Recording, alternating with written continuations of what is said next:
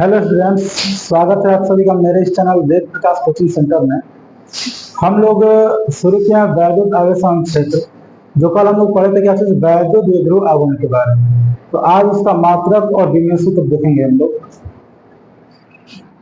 देखिए, वैद्युत द्विध्रुव आघूर्ण को हम किससे दिखाते हैं? P से। और P बराबर क्या होता है? तो 2QL। अब यहाँ पे समझेंगे इसका जो मात्रक होगा, अब ये आपका आंकिक मान है और आंकिक मान का मात्रक नहीं होता है। ये आपका क्या है? आवेश, और आवेश का मात्रक क्या होता है? तो कूलाम। ये आपका लंबाई है, लंबाई का मात्रक क्या होगा? मीटर। या इसी को हम बोलते हैं क्या चीज? डेबाई। ठीक है, ये जो आपका मात्रक होता है ये होता है क्या चीज? एम के एस पद्धति। अब यहाँ थोड़ा देखेंगे हम लोग कि एक डेबाई में होता है क्या चीज? 3.3 गुणे 10 के घात -30 कूलाम मीटर। ठीक है। अच्छा, अब आगे देखेंगे इसका एक और मात्रक होता है, वो होता है क्या चीज? ESU centimetre. और ये जो मात्रक होता है ये होता है किसमें? CGS पद्धति में। और इसका निकालेंगे हम लोग क्या चीज? विमीय सूत्र। तो देखेंगे यहाँ पे विमीय सूत्र, समझिए। ये आपका क्या है? आवेश, और आवेश का विमीय सूत्र आप लोग पढ़ेंगे कैसे? AT। और ये क्या है? लंबाई, और लंबाई का क्या होता है? L। तो ये आपका क्या है? विमीय सूत्र, नोट कीजिएगा। चलिए अगले हेडिंग देखेंगे हम लोग।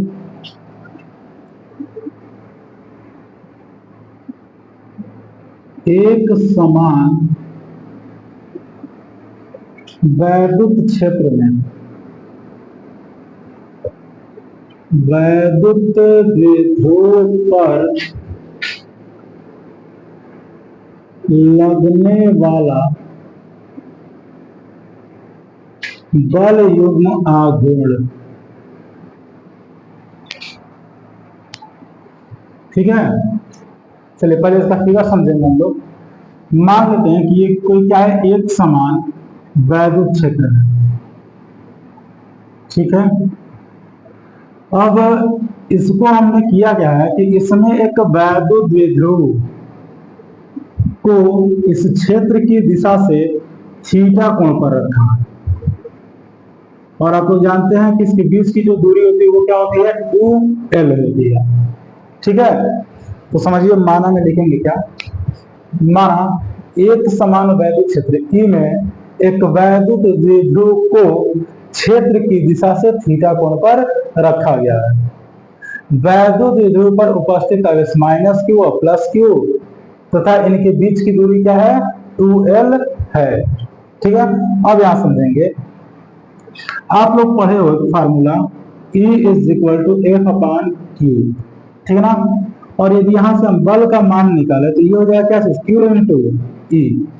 अर्थात वैद्युत क्षेत्र में आवेश पर लगने वाला क्या है? बल है। उसका मान कितना होता है? तो F = Q × E। ठीक है ना। और आप पढ़े हैं कि जो वैद्युत बल होता है, ठीक है, यदि आवेश क्या हो? ऋण आवेश हो, तो उस पर जो लगने वाला बल होता है वो वैद्युत क्षेत्र से कहाँ होता है? बाहर, इसके विपरीत होता है। ठीक है ना। और यदि +Q आवेश हो तो वैद्युत क्षेत्र की दिशा में। अर्थात यहाँ पे जो बल लगेगा वो हो जाएगा F बराबर क्या थे? Q × E। और यहाँ पे जो बल लगेगा वो हो जाएगा F बराबर Q × E। ये होगा वैद्युत क्षेत्र की दिशा में और ये होगा वैद्युत क्षेत्र के विपरीत दिशा में। तो पहले हम यहाँ पे लिखेंगे -Q आवेश के कारण लगने वाला बल F = क्या होगा? Q × E। उसी प्रकार +Q आवेश के कारण निकालेंगे। +Q आवेश के कारण लगने वाला बल, ये देखिए F बराबर ये क्या होगा? Q × E। हमें क्या निकालना है? बल युग्म आघूर्ण। समझिए, लिखेंगे वैद्युत द्विध्रुव पर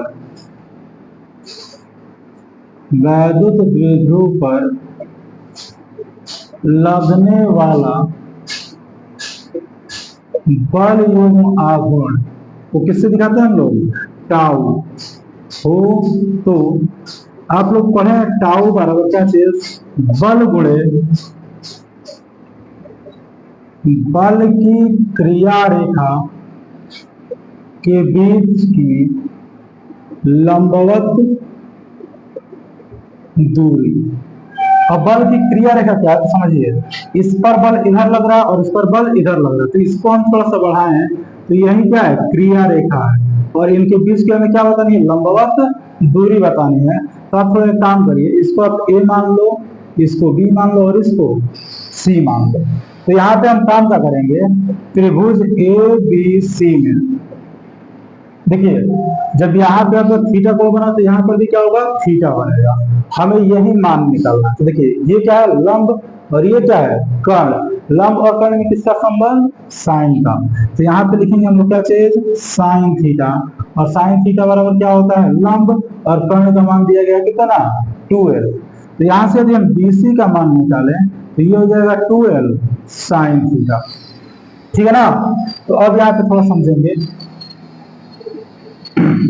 देखिए टाउ बराबर दिया गया क्या चीज, बल, और बल कितना, तो F, यही पे एक थोड़ा हम बढ़ा दे रहे हैं, ये हो गया F, और बल की क्रिया रेखा के बीच की लंबवत दूरी कितना, B इंटू सी। चलिए अब F का मान रखते हैं, तो F का मान कितना, Q इंटू E, और BC का मान कितना, तो 2l साइन थीटा।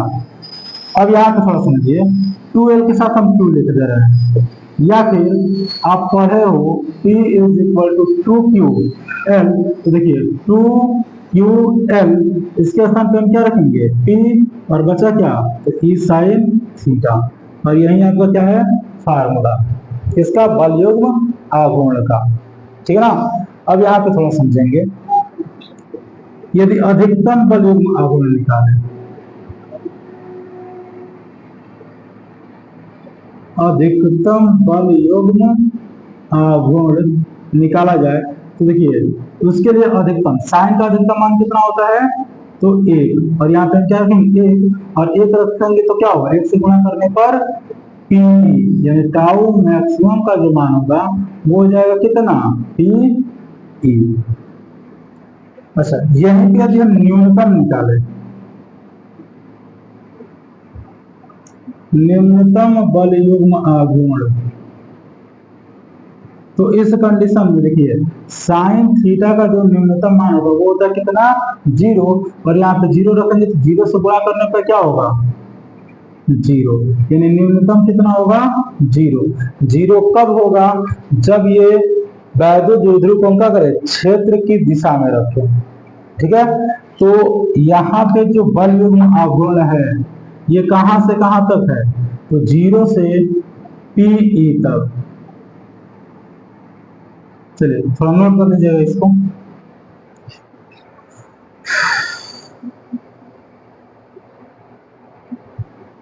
चलिए अगले हेडिंग रखेंगे, बल युग्म आघूर्ण के पदों में वैद्युत द्विध्रुव आघूर्ण की परिभाषा। तो समझिएगा, अभी हम लोग पढ़े क्या चीज, अधिकतम बल युग्म आघूर्ण, यानी कि टाउ मैक्सिमम का मान आया था क्या, P इंटू E। हमें किसका परिभाषा चाहिए, तो वैद्युत द्विध्रुव आघूर्ण अर्थात किसका, P का। तो यहाँ से पहले आप P का मान निकाल लो, तो P का मान निकालेंगे तो यहाँ पे क्या होगा, टाउ मैक्सिमम और बटा में E, ठीक है। अब यदि E इज इक्वल टू क्या, इसको हम एकांक मान लें, वैद्युत क्षेत्र को हम क्या मान ले, एकांक मान ले, तो P इज इक्वल टू क्या हो जाएगा, टाउ मैक्सिमम, और इसी के आधार पर हम क्या निकालेंगे, परिभाषा निकालेंगे।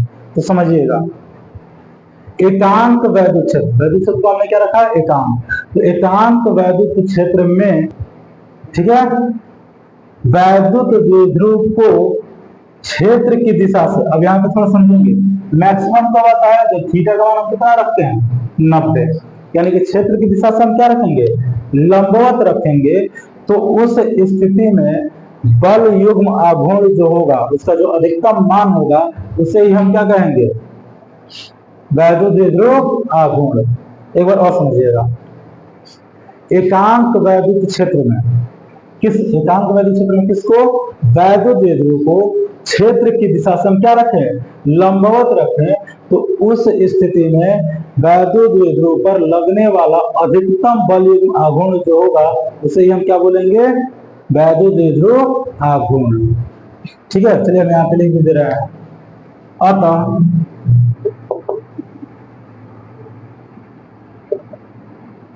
एकांक वैद्युत क्षेत्र में वैद्युत द्विध्रुव को क्षेत्र की दिशा से लंबवत रखें, तो वैद्युत द्विध्रुव पर लगने वाला क्या चीज, अधिकतम बल युग्म आघूर्ण,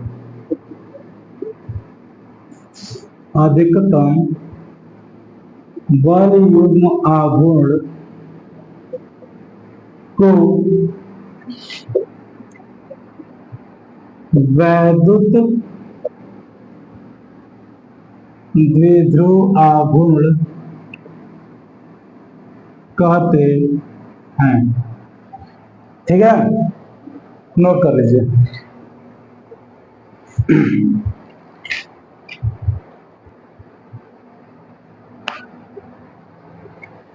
चलिए, तो आज के लिए इतना ही। कल हम लोग पढ़ेंगे क्या चीज, अक्षीय स्थिति और निरक्षीय स्थिति के बारे में। ठीक है।